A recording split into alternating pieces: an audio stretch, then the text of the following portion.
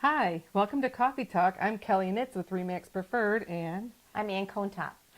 so today we're going to be talking about the residential purchase agreement. There are going to be 3 segments to this purchase agreement because it's a little bit lengthy. There's 5 pages to our purchase agreement, so it'll take 3 segments to get through it all. And the first part we're going to be talking about the property and closing and possession and those types of things, but we'll start with identifying the property that you're purchasing. Which is very important. Basically, we need to identify the street address, zip code. We also include the parcel ID, and we look up what the legal description is for the property. So we're making an offer on the proper property. Mm-hmm. And then you also want to check any of these boxes that would apply with the things that stay with the property, like the refrigerator, the stove, the microwave, the dishwasher, the curtains or fireplace equipment, any pool or pool equipment, things like that. And you can also put what is not included. So for instance, if there is like a fireplace mantle that the seller wants and clearly identifies that they're going to be keeping, that would be put in that space. And then the third item would be the purchase price, what you plan to offer for the home. We help you with that, of course. It's ultimately your decision what you offer, but we give you comparables of what has been sold so you know you're in the right price range. And sometimes you may be up against another offer. Maybe you are not against another offer. So each negotiating position is going to be different. So whatever we advise you will be different each time because every offer is unique. And then you'll be expected to put some earnest money down, and it's just to hold the property and to show that you're serious about it. Many times it's $500, $1,000, something like that.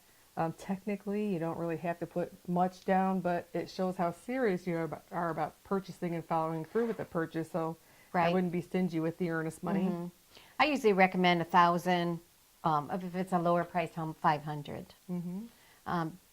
Financing, that's the next part. This is where you identify what type of financing you have been pre-approved for, whether it's a conventional mortgage, FHA, VA, or if it's cash. And this is important so that the seller knows what they're looking at. If they have 3 offers presented to them, they want to know which offer might be the better one to take. If it's a conventional offer, they're going to look at that before they will a VA or an FHA offer. And of course, cash is king many times. You know, if it says cash, they're very likely to go with that. Look at that very favorably. Of course, you have to provide proof of funds, but next is closing and possession, and basically we allow 30 to 45 days from the time the offer is written to the closing, and we identify the closing date and when you get possession. It can be at closing, which we like to do. Sometimes it's customary in this area anyways to give sellers 30 days after closing for possession rent-free. Yeah, everywhere else in the country they get possession at closing. It's just our area that there's this custom of giving 30 days after closing, which is kind of weird. You buy a house, spend all that money, it's your house, and you can't live there yet. You know, right? It makes some people nervous. Yeah, you know, sure. So anyway, then you also have the right to have the house inspected, and that's just to keep you from buying a lemon. You can have any kind of inspection you want. There's a house inspection, pest inspection, septic and well inspection, radon.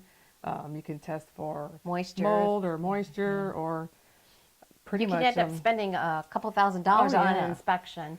Most people do the basic, maybe a pest, depending on the condition of the home. Yeah, and if you're out in the country, you might want to do a septic and well because those are high dollar items, so you want to make sure those are covered. Right. And then there's a procedure you have to go through, so you have to have your inspection done within the 14 days, and then the seller has 5 days to respond to any requests that you may give them as a result of the inspections. Right. And so it's kind of back to negotiating time once you hit that point. If you do not respond within the 14 days, then it clearly says here in this offer to purchase that you're accepting the property as is. So that's what we try to do. We try to keep you within those deadlines and remind you, where you're at in the process. So that's it for part 1. So then thank you for joining us on this Coffee Talk on part 1 on the purchase agreement, and we'll be back with part 2.